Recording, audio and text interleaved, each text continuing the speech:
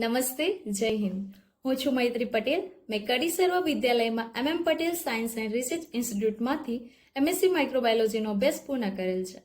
મારા અભ્યાસકાળ દરમિયાન જ મને સર્વ નેતૃત્વનો ભાગ બનવાની તક મળી હતી અને હાલ સર્વ નેતૃત્વની પરમિનન્ટ ફેમિલી મેમ્બર હોઉં તેવું ફીલ કરી રહી છું.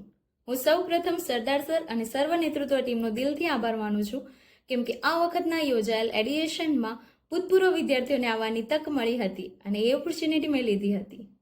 સર્વ નેતૃત્વના 5 દિવસ જે મેં અટેન્ડ કર્યા હતા તેનો પ્રભાવ હજુ પણ મારા ઉપર રહ્યો છે. તો એડીએસએન તો સર્વ નેતૃત્વ કરતાં એક લેવલ એડવાન્સ હોય છે, તો એનો ઇમ્પેક્ટ મારી જિંદગીમાં હર હંમેશ રહેવાનો છે. વાત કરું એડીએસએનની, તો એડીએસએનની તૈયારીના પૂર્વ ભાગરૂપે સુરેશ સર દ્વારા અમને ડિફરન્ટ એક્સરસાઇઝ આપવામાં આવતી હતી અને એક્સરસાઇઝ જોઈને જ લાગતું હતું કે કંઈક નવો એક્સપિરિયન્સ અને એક્સાઇટમેન્ટ કરવા મળવાનો છે. અને યસ, અમે એક્સપિરિયન્સ કર્યું પણ છે. સુરેશ સરની એક જ વાત એકદમ યાદ રહી ગઈ છે કે સરે કીધું હતું કે તમે ક્યારે પણ કોઈના વાતોથી ઇન્ફ્લુઅન્સ નથી થઈ શકતા, તમે એમની વાણી અને વર્તણૂકથી ઇન્સ્પાયર થાઓ છો. તો યસ, એડિએશનથી અમે ઇન્સ્પાયર થયા છીએ અને એનો ઇમ્પેક્ટ અમારી જિંદગીમાં રહેવાનો છે. એડિએશનમાં સૌ પ્રથમ અમે અહીંયા ગયા ત્યારથી લઈને રિટર્ન આવ્યા ત્યાં સુધીમાં સુરેશ સરે એક જ વસ્તુ ઉપર ભાર એકદમ મૂક્યો છે કે જે પળમાં છો એ પળને માણતા રહો. આજુબાજુની નાની મોટી વસ્તુઓને નોટિસ કરો અને એમાં શું ખાસિયત છે એને જાણો અને એનામાં ખુશ થતા શીખો. પળને ગુજારવા કરતાં પળને માણતા શીખો અને એ વસ્તુ અમે ત્યાં ગયા ત્યારથી લઈને રિટર્ન આવ્યા ત્યાં સુધી અનુભવ્યું પણ છે.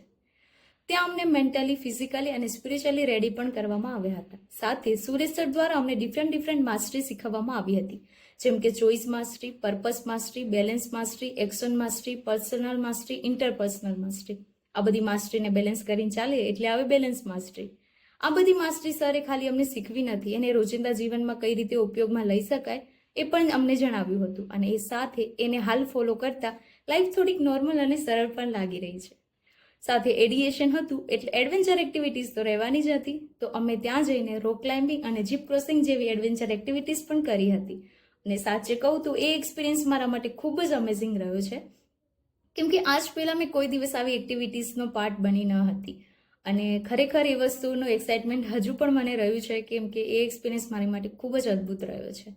ત્યાંની જે સપોર્ટિંગ ટીમ હતી એડવેન્ચર એક્ટિવિટીઝ માટેની એ પણ ખૂબ જ સરસ હતી અને એમનો સાથ જ અને સપોર્ટ જ એટલો હતો કે આપોઆપ હિંમત મળી રહે અને એ વસ્તુ અમે કમ્પ્લીટ કરી હતી. સાથે એડવેન્ચર એક્ટિવિટીઝ સાથે અમે ઘણી બધી અલગ અલગ એક્ટિવિટીઝ કરી હતી અને ત્યાં જોગીની ફોલ અમે અટેન્ડ કર્યું, જે કાળા પથ્થર ઉપર ગયા. એ સાથે મસ્તી ઉલ્લાસ સાથે અમે ઘણું બધું નવું શીખવા પણ મળ્યું છે.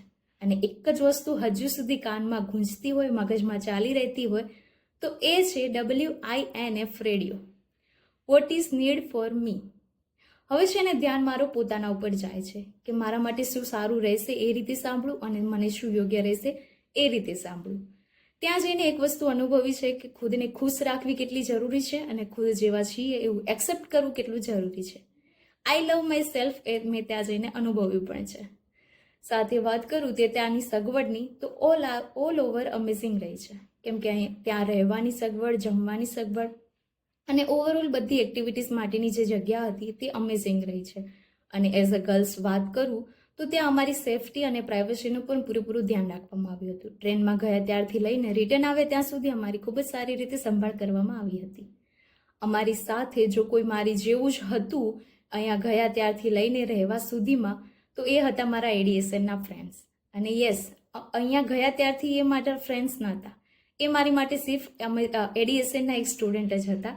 પરંતુ ત્યાં સાથે રહેવાથી લઈને ત્યાંની એક્ટિવિટીઝમાં જોડે ભાગ લેવાથી તેમના જોડે મારું એડીએસએનના ફ્રેન્ડ્સ સાથે ફેમિલી જેવું બોન્ડિંગ બની ગયું છે. અને એવું નથી કે ખાલી અમે સ્ટુડન્ટે જ મસ્તી અને ઉલ્લાસ કર્યો છે. અમારી સાથે જે ફેકલ્ટી ટીમ મેમ્બર હતા, જેમ કે ધર્મેન્દ્ર સર, રાહુલ સર, તન્મય સર, ભ્રાંતવ સર, આમાંથી અડધાને તો હું ઓળખતી પણ ન હતી, પરંતુ ત્યાં જઈને ફેકલ્ટી મેમ્બરથી લઈને ફ્રેન્ડ્સ સુધીની પળો અમે સાથે વિતાવી છે.